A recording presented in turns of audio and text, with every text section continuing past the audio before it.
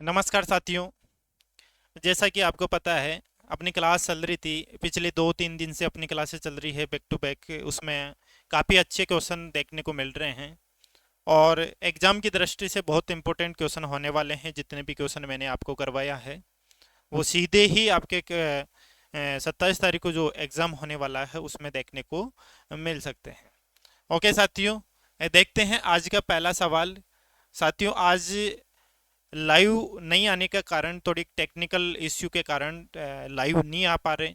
इस वजह से आज हमारी जो रिकॉर्डेड क्लास है उसको बिल्कुल स्किप नहीं की करके पूरी को देखें, ताकि आपको आने वाले जो एग्ज़ाम में किसी प्रकार का कोई क्वेश्चन नहीं छूटे आपका। ओके साथियों, देखते हैं आज का पहला सवाल। फाइल को रीनेम करने की शॉर्टकट की क्या है? साथियों, किसी भी फाइल फोल्डर आइकन, अच्छा यहाँ पे फाइल की जगह आइकन भी आ सकता है, फोल्डर भी आ सकता है। तो किसी भी फाइल फोल्डर आइकन का अगर नाम चेंज करना चाहते हो, रीनेम करना चाहते हो, तो उसकी शॉर्टकट की क्या होती है ये आपको बताना है। कमेंट करके ज़रूर बताना है आपको कि क्वेश्चन नंबर 1 में कौन सा आपका राइट आंसर हो जाता है। और लास्ट में आपको बताना है जितने भी क्वेश्चन मैं ले रहा हूँ महा मैराथन के में लगभग 100 से ज़्यादा क्वेश्चन आज आपको इस क्लास के माध्यम से देखने को मिलेंगे। उसमें से आपके कितने क्वेश्चन सही होते हैं ये आपको ज़रूर बताना है। और आपको क्लास कैसी लगी ये भी आपको बताना है। फीडबैक अगर आप देंगे तो हम भी बहुत मोटिवेट होते हैं बच्चों से आपका रेस्पॉन्स देख के। ओके साथियों, तो आज का पहला सवाल था रीनेम करने की शॉर्टकट के लिए। तो रीनेम की शॉर्टकट होती है F2।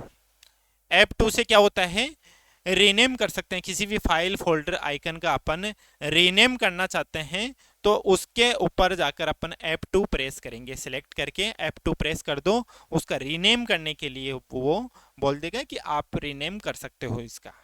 ओके साथियों, तो पहला सवाल आपके अच्छे तरीके से समझ में आ गया होगा। और आई होप जितने भी क्वेश्चन मैं आपको आज करवाने वाला हूँ ज़्यादा से ज़्यादा क्वेश्चन सही होंगे, क्योंकि पिछली क्लास का रेस्पॉन्स अच्छा आया था। और जितने भी कमेंट्स मैंने देखे हैं और जितने भी क्वेश्चनों के आप जवाब दिए हैं, काफ़ी अच्छा जवाब देते हो और काफ़ी अच्छा मेरे हिसाब से समझ में आ रहा है। और आने वाले एग्ज़ाम के अंदर आप अच्छे अंकों से उत्तीर्ण होंगे, ये हमारी आशा है आपसे। नेक्स्ट सवाल देखते हैं। क्यूआर कोड में क्यूआर का मतलब क्या होता है? जैसे क्यूआर कोड आपने देखा होगा, जैसे अपन फोन पे वगैरह करते हैं, पेटीएम वगैरह करते हैं, तो उसका स्कैनर अपन स्कैन करते हैं, वो होता है क्यूआर को। क्यूआर कोड में क्यूआर का मतलब होता है क्विक रेस्पॉन्स। क्या होता है? Quick response. इसके अंदर राइट आंसर हो जाता है option number A, quick response. Okay साथियों, बहुत अच्छे क्वेश्चन हैं, बहुत इंपॉर्टेंट होने वाले हैं, सीधे देखने को मिलेंगे आपको ये क्वेश्चन। आगे देखते हैं, वाईफाई का उपयोग किस लिए होता है? साथियों, इसमें आपको बताना है वाईफाई का उपयोग किस लिए होता है। तो आप बता सकते हो इसका तो जवाब, क्योंकि अपन वाईफाई का तो बहुत ज़्यादा उपयोग करते हैं। तो इसका राइट आंसर दे सकते हो आप बहुत अच्छी तरीके से। अगर आप सही ढंग से क्वेश्चन को पढ़ेंगे, ऑप्शन को पढ़ेंगे, तो इसका राइट आंसर दे सकते हो। इसमें कोई बड़ी बात नहीं है। ओके साथियों, हाँ, इसका राइट आंसर हो जाएगा वायरलेस इंटरनेट कनेक्शन। मतलब आपने देखा होगा कि बिना वायर, वायरलेस मतलब बिना वायर के, बिना वायर से इंटरनेट कनेक्शन जोड़ा जाता है वाईफाई के जरिए। ठीक है साथियों, जैसे हॉटस्पॉट ऑन करने के बाद में अपन वाईफाई ऑन करते हैं, तो बिना वायर के जोड़े हुए अपन वायरलेस इंटरनेट का कनेक्शन का उपयोग कर सकते हैं, जो कि वाईफाई के रूप में। ओके साथियों, बहुत अच्छे क्वेश्चन देखने को मिलेंगे आज। हाँ बिल्कुल, बहुत इंपॉर्टेंट क्वेश्चन होने वाला है और सीधा देखने को मिलेगा ये। ईमेल अटैचमेंट्स क्या होते हैं? ईमेल करते हैं अपन, उसके अंदर एक अटैचमेंट का ऑप्शन आता है, तो उसका कारण क्या रहता है, कार्य क्या रहता है उसका? तो उसका कार्य रहता है फोटो या फाइल जो मेल के साथ भेजी जाती है, या ईमेल आईडी होती है, या पासवर्ड होता है, या लिंक होता है, ये आपको बताना है। ईमेल अटैचमेंट, आपने ईमेल आपने अच्छी तरीके से पढ़ रखा होगा 10th और 12th के अंदर। ईमेल भी इंग्लिश के अंदर आपसे करवाए होंगे, ईमेल लेटर वगैरह करवाते हैं ना, तो ईमेल का यूज़ करते हैं तो अपन अटैचमेंट का फाइल ऑप्शन ज़रूर आता है, और उस अटैचमेंट से होता है फाइल, फ़ोटो या फाइल जो मेल के साथ में भेजी जाती है, मतलब अटैच करके भेजी जाती है, वो अटैचमेंट ईमेल अटैचमेंट कहलाती हैं। ओके साथियों, बहुत अच्छे क्वेश्चन हैं, और आशा करते हैं आपको भी क्वेश्चन आ रहे होंगे अच्छे से। और आपने देखो क्लास ले रहे हो तो बिल्कुल ऐसे स्किप नहीं करें, ताकि ये आपका कोई क्वेश्चन नहीं छूट पाए। क्वेश्चन को बिल्कुल स्किप नहीं करना है, पूरा देखना है, चाहे से स्पीड आप बढ़ा सकते हो, बाकी आपको क्वेश्चन स्किप नहीं करना है। क्या पता अपनी किस्मत के अंदर, देखो जो क्वेश्चन को अपन छोड़ के आते हैं ना, वही क्वेश्चन देखने को मिल जाते हैं। तो आपको क्वेश्चनों को पूरा देखना है, स्पीड चाहे से बढ़ा लेनी है। बाकी मैं चाहता हूं आप अच्छे तरीके से अगर आप देखेंगे तो आपको क्वेश्चन ये सीधे सीधे देखने को मिलेंगे। अगर आपने बिल्कुल कतई नहीं पढ़ा और टारगेट कंप्यूटर क्लासेस पे ही आशा है आपकी, और इन क्वेश्चनों पे ही आप विश्वास करेंगे, तो भी आप इस एग्जाम में क्वालिफाई हो जाएंगे। ओके साथियों, क्योंकि ये क्वेश्चन बहुत इंपॉर्टेंट है और बहुत बार क्वेश्चन आए हुए हैं। बिल्कुल, इसका तो हो जाता है फोटो या फाइल जो ईमेल के साथ में भेजी जाती है। ओके साथियों, आगे देखते हैं। एमएस वर्ड में हेडर और फुटर किस टैब में पाए जाते हैं? बिल्कुल, बहुत अच्छा क्वेश्चन है, क्योंकि ऐसे क्वेश्चन बहुत बड़े लेवल के जो एग्जाम होते हैं उसमें भी ये क्वेश्चन देखने को मिलते हैं, क्योंकि ये प्रैक्टिकली क्वेश्चन है साथियों। एमएस वर्ड हो गया, एमएस एक्सेल हो गया, पावर पॉइंट हो गया, एमएस एक्सेस हो गया, आउटलुक हो गया, ये जितने भी अपन ने एमएस ऑफिस के अंदर पढ़ेंगे उसके अंदर प्रैक्टिकली क्वेश्चन ज़्यादा आते हैं, और ऐसे क्वेश्चन बहुत बार पूछे जाते हैं। और आजकल तो ज़माना ही ऐसे क्वेश्चनों का ही है, क्योंकि अंदर से सवाल ज़्यादा पूछने लग गए अब, क्योंकि उनके पास में क्वेश्चन अब कितना क्वेश्चन दे, इसलिए वापस इन्होंने थोड़ा एग्जाम को थोड़ा हार्ड बनाने के लिए, थोड़ा लेवल से बनाने के लिए ऐसे अंदर से क्वेश्चन पूछने लगे। तो आपको बताना है हेडर एंड फुटर किस स्टेप में पाए जाते हैं। आपने अगर एमएस वर्ड आपने पढ़ा होगा तो आप इसका राइट आंसर दे सकते हो, और नहीं भी पढ़ा तो हम इनका राइट आंसर आपको बताएंगे, ताकि अगर एग्जाम में ऐसा सवाल आता है तो आप गलत करके नहीं आओ। ओके साथियों, हेडर एंड फुटर क्या होता है? पहले तो ये चीज समझना है, हेड का मतलब क्या होता है, सिर, और सिर कहाँ होता है? ऊपर ही तो होता है। तो लाइन के ऊपर लिखने के लिए, लाइन के ऊपर लिखने के लिए तो अपन किसका यूज करते हैं? हेडर का। और लाइन के नीचे लिखने के लिए अपन करते हैं फुटर का यूज करते हैं। फुट यानी क्या होता है? पैर, और पैर कहाँ होते हैं? नीचे ही तो होते हैं। तो लाइन के नीचे लिखने के लिए फुटर का प्रयोग करते हैं, और लाइन के ऊपर लिखने के लिए अपन हेडर का यूज करते हैं एमएस वर्ड के अंदर। लेकिन कौन से टैब में ये विकल्प मौजूद होते हैं? तो वो होते हैं इंसर्ट टैब के अंदर। किसके अंदर होते हैं? इंसर्ट टैब के अंदर।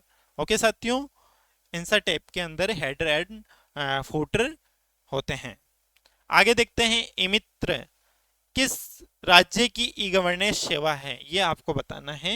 ई मित्र किस राज्य की ई गवर्नेंस सेवा है? ये तो आप बता ही सकते हो, क्योंकि अपने देखो, आपको मैं बताऊं, जो ई मित्र है जो ओनली अपने राजस्थान के अंदर ही चलता है, तो राजस्थान इसके अंदर राइट आंसर हो जाता है। ये गलत नहीं करना है, ऐसे क्वेश्चन तो बिल्कुल गलत नहीं करके आना। बिल्कुल, ई मित्र जो है राजस्थान के अंदर ही राजस्थान की एक ई गवर्नेंस सेवा है। ओके साथियों, नेक्स्ट सवाल है, आईपी एड्रेस कितने बिट का होता है? अच्छा क्वेश्चन है, देखने को मिल सकता है सीधा। आईपी का मतलब क्या होता है? पहले तो ये चीज बताना है आपको, आईपी का मतलब क्या होता है? Internet protocol. क्या होता है? आईपी की फुल फॉर्म भी पूछ लिया जाए तो इंटरनेट प्रोटोकॉल होती है। और आईपी एड्रेस कितने बिट का होता है? वो होता है 32 बिट का। कितने बिट का?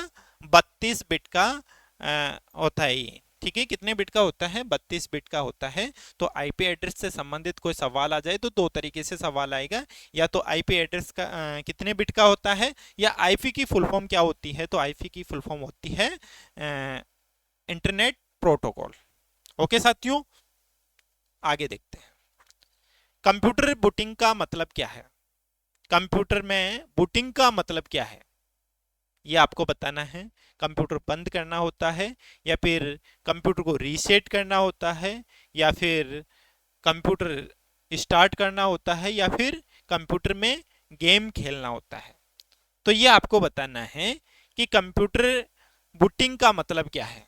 तो वो होता है कंप्यूटर को स्टार्ट करना, मतलब कंप्यूटर स्टार्ट करने की जो प्रक्रिया होती है वो होती है बूटिंग।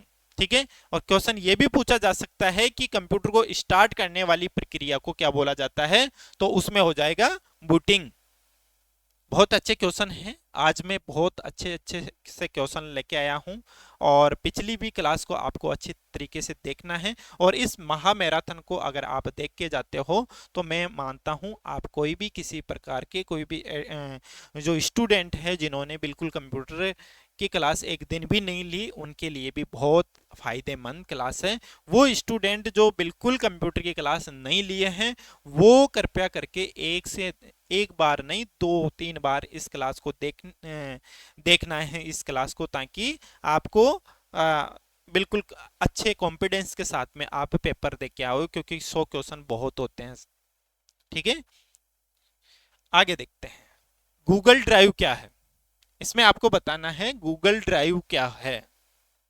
एक हार्डवेयर है, या फिर ऑनलाइन क्लाउड स्टोरेज है, या प्रिंटर है, या फिर एंटीवायरस है? गूगल ड्राइव क्या है ये मैंने पिछली क्लास में भी बताया हुआ है। तो इसका राइट आंसर हो जाता है एक ऑनलाइन क्लाउड स्टोरेज। देखो साथियों, अगर इसके अंदर गूगल ड्राइव पे अपन कोई फोटोज वगैरह अपन अगर डाल देते हैं, तो अपना जैसे मोबाइल खराब हो चाहे कंप्यूटर खराब हो, अपनी फोटोज कहीं पे भी नहीं जाएगी, उस गूगल ड्राइव पे चढ़ी रहेगी। तो वहां से अपन वापस दूसरा मोबाइल लेके आए हैं, या फिर कंप्यूटर नया लेके आए हैं, तो वो अपनी ईमेल पे गूगल ड्राइव के अंदर सेव रहती है, वो बिल्कुल डिलीट नहीं होती है। तो गूगल ड्राइव का क्या है? एक ऑनलाइन क्लाउड स्टोरेज है, जो कि अपने कोई भी फाइल है उसको स्टोर करने के लिए काम में आती है। नेक्स्ट सवाल है, एम एस पावर पॉइंट में स्लाइड शो शुरू करने की शॉर्टकट की क्या है? बहुत अच्छा क्वेश्चन है। एम एस पावर पॉइंट में स्लाइड शो करने की शॉर्टकट की पूछा जा रहा है आपसे, तो बहुत इंपॉर्टेंट क्वेश्चन है, बिल्कुल इसका पता भी होना जरूरी है। देखो आपको पता होगा ऐप टू का यूज, देखो फंक्शन की, ऐप का मतलब होता है फंक्शन, है ना। ये फंक्शन कीज होती है जो कि कितनी होती है? 12 होती है, और कहां से कहां तक होती है? F1 से लेके F12 तक होती है। ठीक है। और F5T, ये F5T नहीं है, ये है ओनली, ओनली क्या है? ये F5 ही है, ये T ऐसे ही आ रखा है, ये T कुछ इस प्रकार से,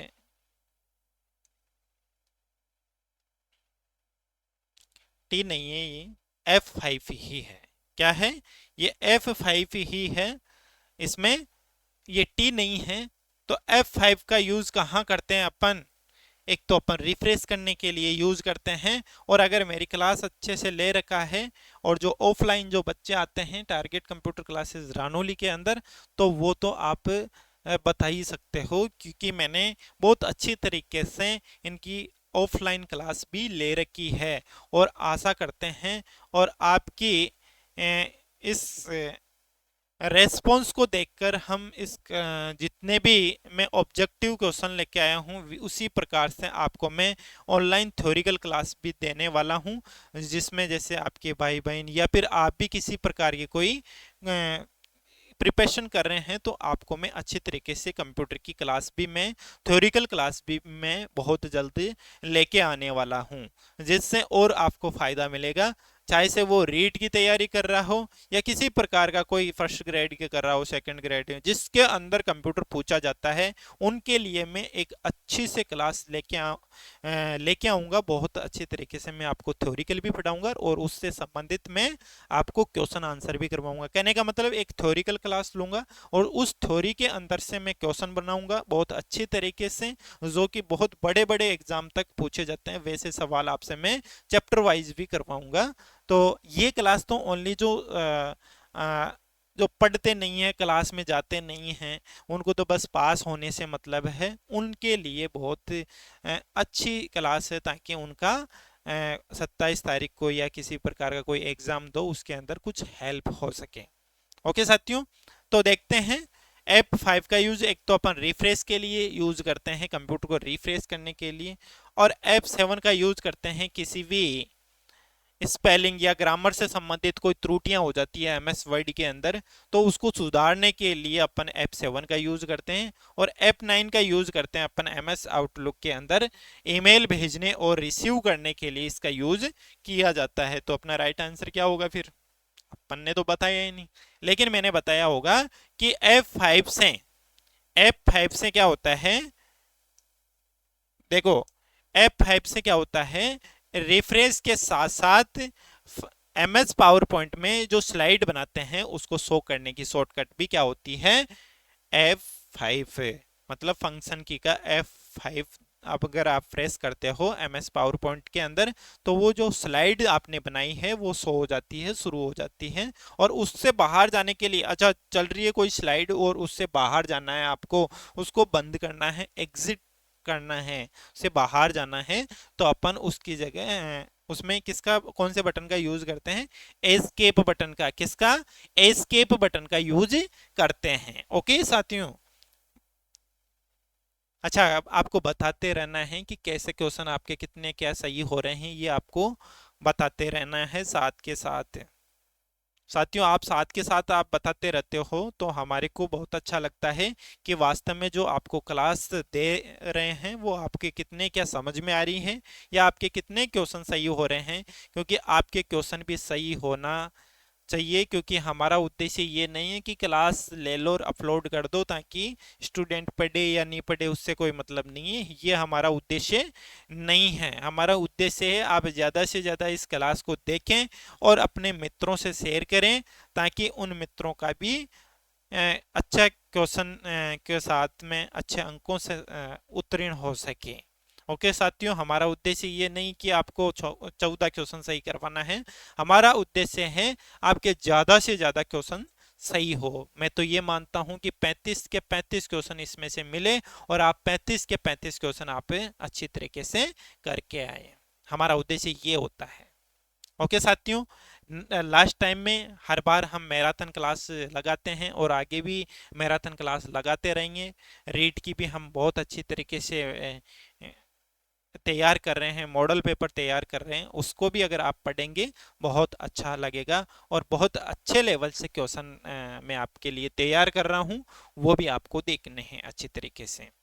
साथियों जितना आप हमारे को सपोर्ट करेंगे उससे कहीं गुना ज़्यादा हम आपको सपोर्ट करने की कोशिश करेंगे, ऑब्जेक्टिव क्वेश्चनों के साथ भी, और थ्योरिकल क्लास भी अगर आप ले पाओगे तो उसमें भी आपको कोई किसी प्रकार की कोई बुक्स वगैरह पढ़ने की आवश्यकता नहीं पड़ेगी आपको, ये मैं आपको गारंटी के साथ बता देना चाहता हूँ।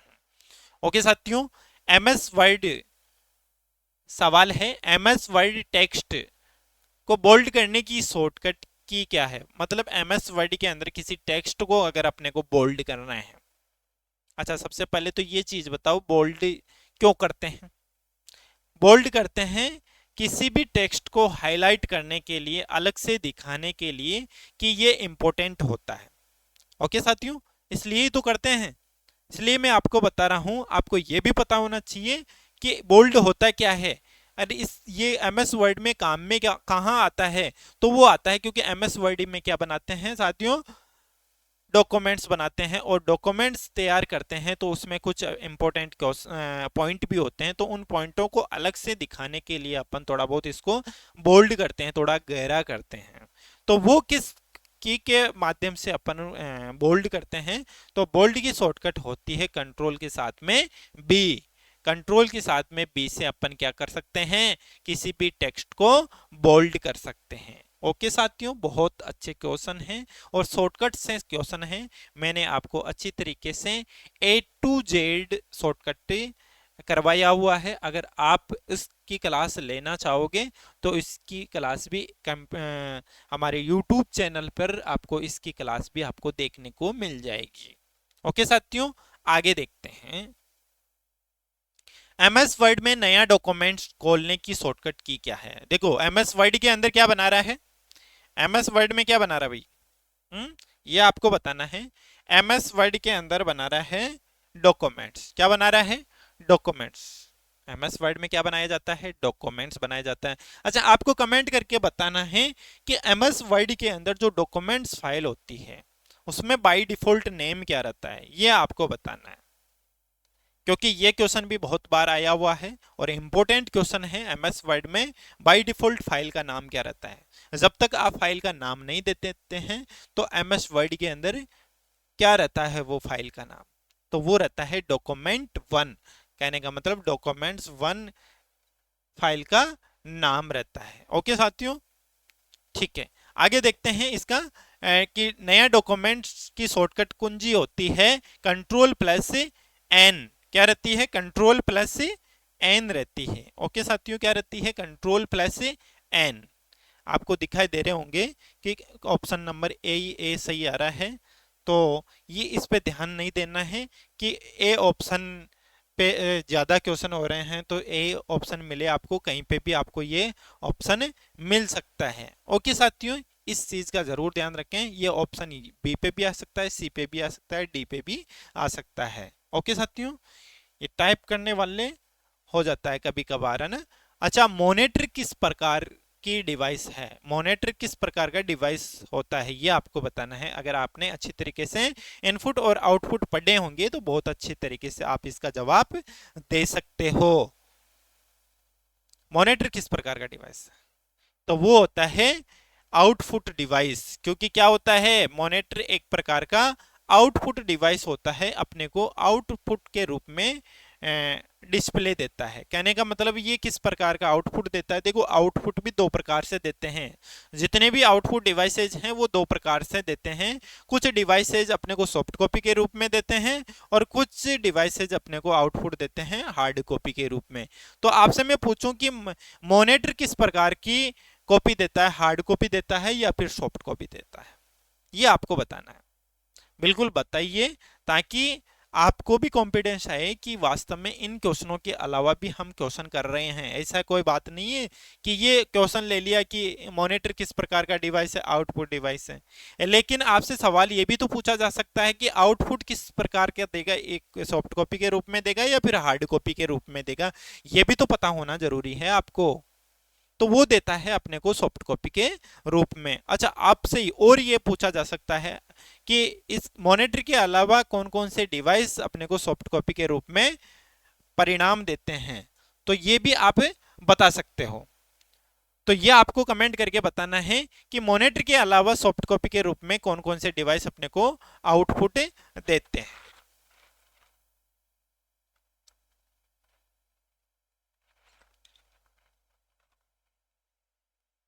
जी, बता सकते हो आप कि मॉनिटर के अलावा आप आउटपुट सॉफ्ट कॉपी के रूप में और कौन कौन से डिवाइस आपको आउटपुट देते हैं। तो वो देते हैं स्पीकर हो गया, प्रोजेक्टर हो गया। ठीक है, प्रोजेक्टर और स्पीकर भी अपने को सॉफ्ट कॉपी के रूप में क्या देते हैं? आउटपुट देते हैं। क्योंकि देखो, जो स्पीकर होता है वो ध्वनि बाहर निकालता है, तो उस ध्वनि को अपन छू सकते हैं क्या? सॉफ्ट कॉपी का मतलब क्या होता है? जिसको अपन छू नहीं सकते। ठीक है, तो जो ध्वनि निकालता है स्पीकर, उसको अपन छू नहीं सकते, इसलिए वो भी एक प्रकार की सॉफ्ट कॉपी है। और प्रोजेक्टर जो होता है बड़े पर्दे पे दिखाता है और मॉनिटर की जगह उसका यूज किया जाता है, तो उसकी कॉपी को भी अपन छू नहीं सकते। तो ये तीनों डिवाइस जो होते हैं, मॉनिटर हो गया, प्रोजेक्टर हो गया और एक स्पीकर हो गया, ये अपने को सॉफ्ट कॉपी के रूप में परिणाम देते हैं। अच्छा, आपको ये तो पता चल गया कि सॉफ्ट कॉपी के रूप में ये तीनों डिवाइस अपने को आउटपुट देते हैं, लेकिन हार्ड कॉपी के रूप में कौन कौन से डिवाइस देते हैं? हार्ड कॉपी के रूप में देखो, एक तो प्रिंटर होता है। कौन सा होता है? एक तो प्रिंटर होता है। एक तो प्रिंटर जो होता है वो अपने को हार्ड कॉपी के रूप में आउटपुट देता है, ठीक है। और एक होता है प्लॉटर। कौन सा होता है? प्लॉटर। ये दोनों प्रकार के आउटपुट डिवाइस जो होते हैं वो अपने को हार्ड कॉपी के रूप में प्रिंट देते हैं। हार्ड कॉपी, ठीक है, हार्ड कॉपी के रूप में अपने को परिणाम देते हैं। तो आपसे पूछा जाए हार्ड कॉपी के रूप में कौन कौन से डिवाइस देते हैं या सॉफ्ट कॉपी के रूप में कौन कौन से डिवाइस देते हैं, तो वो क्वेश्चन भी आप अच्छे से करके आ सकते हो। ओके साथियों, आगे का सवाल देखते हैं। बिल्कुल, आगे का सवाल इंपॉर्टेंट होने वाला है क्योंकि ऐसे सवाल कम देखने को मिलते हैं, ठीक है। ऐसे सवालों की प्रैक्टिस बहुत कम करवाते हैं। हमने भी देखा है, यूट्यूब पे भी देखा है, बहुत सारी जगह अपन रिसर्च करते हैं तो ऐसे सवाल बहुत कम करवाते हैं। जितने भी होते हैं वो इनपुट आउटपुट से ज़्यादा सवाल बताते हैं, कीबोर्ड से ज़्यादा सवाल बताते हैं। लेकिन ऐसे सवाल भी आपको देखने को मिलेंगे। फायरवॉल का उपयोग किसके लिए होता है? फायरवॉल का उपयोग किसके लिए होता है? नेटवर्क सुरक्षा के लिए होता है, या फिर बिजली नियंत्रण के लिए होता है, या फिर फाइल सेव करने के लिए होता है, या इंटरनेट बंद करने के लिए होता है? तो वो होता है नेटवर्क सुरक्षा के लिए। किसके लिए? नेटवर्क सुरक्षा के लिए एक फायरवॉल डिवाइस का यूज किया जाता है। किसका यूज किया जाता है? फायरवॉल का। और किस लिए किया जाता है? नेटवर्क की सुरक्षा के लिए। ओके साथियों, तो फायरवॉल के लिए अपन नेटवर्क सुरक्षा के लिए यूज करते हैं फायरवॉल का। आगे का सवाल है, एमएस पावर पॉइंट का उपयोग किस लिए किया जाता है? कहने का मतलब एमएस पावर पॉइंट, कहने का मतलब माइक्रोसॉफ्ट पावर पॉइंट का उपयोग किस लिए किया जाता है? ऑडियो एडिटिंग के लिए, प्रेजेंटेशन बनाने के लिए, या प्रोग्रामिंग के लिए, या फिर ब्राउजिंग के लिए? बिल्कुल बता सकते हो, अच्छा क्वेश्चन है और आपका पढ़ा हुआ होगा। एमएस वर्ड के अंदर क्या बनाते हैं? डॉक्यूमेंट। एमएस एक्सेल के अंदर क्या बनाते हैं? स्प्रेडशीट। वैसे ही एमएस पावर पॉइंट में बनाते हैं प्रेजेंटेशन। क्या बनाते हैं? प्रेजेंटेशन बनाते हैं। तो प्रेजेंटेशन बनाने के लिए अपन एमएस पावर पॉइंट का यूज करते हैं। बिल्कुल राइट आंसर हो जाएगा, प्रेजेंटेशन बनाने के लिए अपन एमएस पावर पॉइंट का यूज करते हैं। ओके साथियों, आगे देखते हैं नेक्स्ट सवाल। एक उपकरण या प्रोग्राम जो कंप्यूटर को डेटा संचारित व स्थानांतरित करने में सक्षम बनाता है। कहने का मतलब आपको इसमें से बताना है कि एक उपकरण या प्रोग्राम जो कंप्यूटर को डेटा को संचारित स्थानांतरित करने में सक्षम बनाता है। पीसी कार्ड बनाता है, या केबल बनाता है, या डीएसएल बनाता है, या फिर मोडेम। देखो, मीडेम नहीं है, ये मोडेम है। क्या है? मोडेम होता है ये, ठीक है। क्या होता है? मोडेम। मोडेम होता है ये, मोडेम होता है, ठीक है। मोडेम होता है ये, ठीक है। तो इसका राइट आंसर भी क्या ही हो जाता है? फाइल को स्थानांतरित करने के लिए अपन किसका यूज करते हैं? मोडेम का यूज करते हैं। ओके साथियों, राइट आंसर क्या हो जाएगा? मोडेम।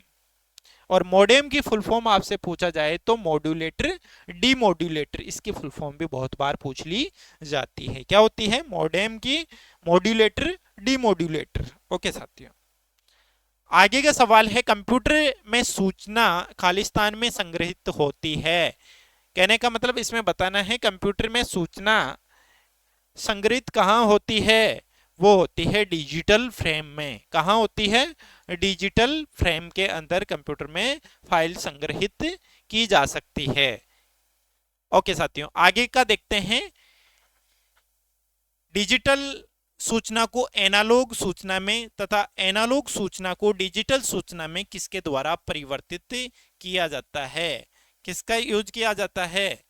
एनालॉग को, एनालॉग सूचना को डिजिटल और डिजिटल सूचना को एनालॉग में परिवर्तन करने का कार्य भी कौन करता है? मोडेम करता है। कौन करता है? मोडेम, मतलब मॉड्यूलेटर, डीमोड्यूलेटर, फाइल एनालॉग को डिजिटल और डिजिटल को एनालॉग में बदलने के लिए मॉडेम का यूज किया जाता है। ओके साथियों, आगे देखते हैं। नेक्स्ट सवाल है मॉडेम के प्रकार हैं। देखो मॉडेम के भी प्रकार होते हैं, ठीक है। वो कौन कौन से होते हैं? देखो आंतरिक मॉडेम या बाहरी मॉडेम या पीसी कार्ड मॉडेम या उपरोक्त सभी। इसमें आपको बताना है मॉडेम के प्रकार,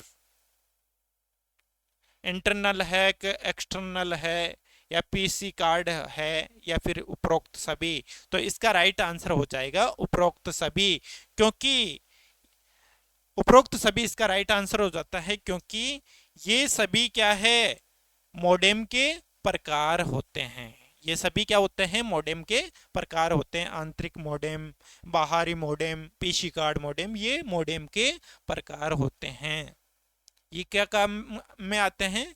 मतलब एनालॉग सूचना को डिजिटल और डिजिटल को एनालॉग में बदलने का यूज किया जाता है। और मॉडेम की फुल फॉर्म होती है मॉड्यूलेटर, डीमोड्यूलेटर। ओके साथियों, तो इसका राइट आंसर हो जाता है तीनों प्रकार के मॉडेम होते हैं, तो उपरोक्त सभी इसके अंदर राइट आंसर हो जाता है। अच्छा, आगे का सवाल है खोज परिणाम आमतौर पर परिणामों की एक पंक्ति में प्रस्तुत किए जाते हैं जिन्हें अक्षर कहा जाता है। कहने का मतलब खोज परिणाम आमतौर पर परिणामों की एक पंक्ति में प्रस्तुत किए जाते हैं जिन्हें अक्सर क्या कहा जाता है या फिर कहा जाता है? तो ये कहा जाता है खोज, एक सेकेंड, खोज इंजन परिणाम पृष्ठ। क्या बोलते हैं? खोज इंजन परिणाम पृष्ठ। ये क्वेश्चन आपको पहली बार देखने को मिल रहे होंगे, लेकिन ऐसे सवाल आपसे पूछे जाते हैं। अच्छा, अपने से छूटते कौन से हैं? अपन फेल क्यों होते हैं? क्योंकि अधिकतर क्वेश्चन कुछ इस प्रकार से, अगर कभी कभार क्या होता है एग्जाम में ऐसे सवाल दे देते हैं। और आरसीआईटी जब पढ़ने जाते हो, बहुत सारे तो ऐसे स्टूडेंट होते हैं जो आरसीआईटी का सेंटर तक नहीं देते कि उस वहाँ पे क्या क्या फैसिलिटीज हैं या कौन पढ़ाता है, ये उनसे कोई मतलब नहीं रहता। उनको मतलब रहता है पास होना। तो बहुत सारे तो स्टूडेंट ऐसे होते हैं जो कभी इंस्टीट्यूट को देखते ही नहीं है। तो वो स्टूडेंट भी अगर इस क्लास को अच्छी तरीके से देख के जाएंगे तो उनके लिए भी बहुत अच्छा साबित होने वाली है ये क्लास। बिल्कुल, पीडीएफ का पुराना इंपॉर्टेंट क्वेश्चन है, देखने को मिल सकता है सीधा 27 तारीख को, कि पीडीएफ का पूरा नाम या पीडीएफ का पूरा नाम बताना है, पीडीएफ की फुल फॉर्म बताना है। इसकी फुल फॉर्म क्या होती है? तो इसकी फुल फॉर्म होती है पोर्टेबल डॉक्यूमेंट फॉर्मेट। क्या होती है? Portable document format, option number C के अंदर ये अपनी फुल फॉर्म हो जाती है, पोर्टेबल डॉक्यूमेंट फॉर्मेट। कभी कभार अपन ने नाम सुना होगा कि पीडीएफ में भेज दे, अपने डेटा को पीडीएफ में भेज देना, या फिर कोई भी दस्तावेज अपन मंगवाते हैं किसी से, तो अपन ये तो बोलते हैं कि पीडीएफ में भेज दो, लेकिन पीडीएफ का मतलब तो पता होता है कि अपने को? हाँ, जिनको पता है बहुत अच्छी बात है, और जिनको पता नहीं है आज पता चल जाना चाहिए उन सभी को कि पीडीएफ की फुल फॉर्म होती है पोर्टेबल डॉक्यूमेंट फॉर्मेट। ओके साथियों, आगे का क्वेश्चन है निम्नलिखित में से कौन सा खोज इंजन विशेष रूप से वैज्ञानिक जानकारी के लिए है? इसमें से आपको बताना है कि खोज इंजन, ऐसा खोज इंजन विशेष रूप से वैज्ञानिक जानकारी के लिए है। मतलब वैज्ञानिक जानकारी के लिए ऐसा आपको सर्च इंजन बताना है। मतलब खोज इंजन मतलब सर्च इंजन। मैंने आपको पिछली क्लास में भी बताया था कि खोज सर्च इंजन के बारे में सवाल भी आया था कि इनमें से कौन सा सर्च इंजन है, तो उसके साथ में वो गूगल तो था, लेकिन गूगल के साथ में और भी मैंने सर्च इंजन बताए थे। तो गूगल भी एक, देखो ये तीनों चारों जो भी है वो एक प्रकार के सर्च इंजन होते हैं। तो आपसे ये भी पूछ लिया जाता है कि इनमें से सर्च इंजन कौन सा है, तो ये देखो ये सर्च इंजन होते हैं। इसमें से कोई सा भी सर्च आपको नाम दे दिया जाए, गूगल हो गया, याहू हो गया, साइरस हो गया, अल्ट्रा विस्टा हो गया, तो वो क्या है, ये सभी सर्च इंजन होते हैं। क्या होते हैं? Search engine. और इसका राइट आंसर हो जाता है साइरस, जो कि एक वैज्ञानिक जानकारी के लिए उपयोग में लिया जाता है। क्या, कौन सा सर्च इंजन? साइरस। ओके साथियों, नेक्स्ट सवाल है, कौन सा सॉफ्टवेयर एप्लीकेशन इंटरनेट पर स्वचालित कार्य चलाता है? कहने का मतलब आपको बताना है ऐसा कौन सा सॉफ्टवेयर है, एप्लीकेशन सॉफ्टवेयर है जो इंटरनेट पर स्वचालित कार्य चलाता है। तो वो होता है इंटरनेट बोट। कौन सा होता है? इंटरनेट बोट, जो कि एप्लीकेशन को इंटरनेट पर स्वचालित कार्य करने के लिए चलाया जाता है। अच्छा, नेक्स्ट सवाल है, ऑनलाइन बैंकिंग एक खालिस्तान प्रणाली है। इसमें आपको बताना है कि ऑनलाइन बैंकिंग जो होती है वो किस प्रकार की प्रणाली है। तो वो है इलेक्ट्रॉनिक प्रणाली। क्या होती है? इलेक्ट्रॉनिक प्रणाली होती है। साथियों, सवाल बहुत लेवल से भी हैं और अच्छे भी हैं और सीधा देखने को भी मिलने वाले हैं। आपको बहुत अच्छा लगेगा पेपर देने में। अगर इस मैराथन को भी आप ले लेते हो तो भी आपको अच्छे क्वेश्चन उसमें से देखने को मिल जाएंगे। ओके साथियों, देखते हैं नेक्स्ट सवाल। खातों में भुगतान खातों में भुगतान, दैनिक बिलों का भुगतान, बीमा प्रीमियम, बैंक स्टेटमेंट आदि की अनुमति देता है। इसमें से आपको बताना है कि खातों में भुगतान जो होता है या दैनिक बिलों का भुगतान, बीमा प्रीमियम, स्टेटमेंट आदि की अनुमति कौन देता है इनमें से? तो वो देता है इंटरनेट बैंकिंग। क्या देता है? इंटरनेट बैंकिंग जो होती है इसके माध्यम से अपने को इन तीनों चारों तरीके का यूज कर सकते हैं या पता लगा सकते हैं। ओके साथियों, नेक्स्ट देखते हैं, वित्तीय संस्थान ग्राहकों द्वारा, एक मिनट,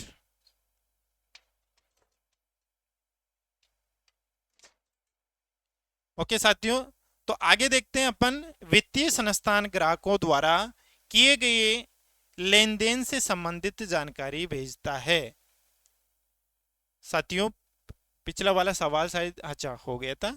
नेक्स्ट सवाल देखते हैं, वित्तीय संस्थान ग्राहक द्वारा किए गए लेन देन से संबंधित जानकारी भेजते हैं। तो वो संदेश है या फिर ईमेल है या ए और बी दोनों है। देखो यहाँ पे ए और बी दोनों है, मिस्टेक हो जाती है कभी कभार टाइप में। तो यहाँ पे क्या है? ए बी है, मतलब ए और बी दोनों। ठीक है साथियों, तो इसमें से आपको बताना है कि इसमें से कौन सा राइट आंसर हो जाएगा।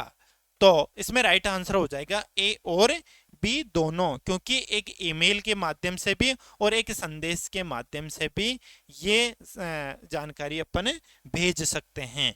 संदेश के माध्यम से भी और ईमेल के माध्यम से भी।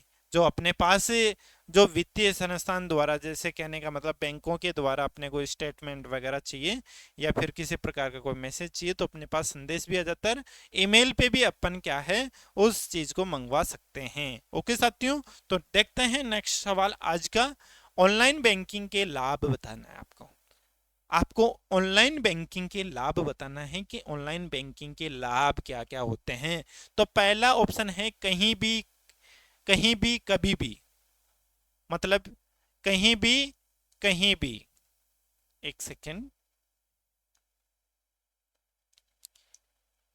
यहाँ पे देखो इंटू का, ठीक है, मतलब 24/7 बैंकिंग, और लेन देन पर कम लागत, समय की बचत, सुरक्षित। और तीसरा ऑप्शन है अपने पास पैसा तुरंत स्थानांतरित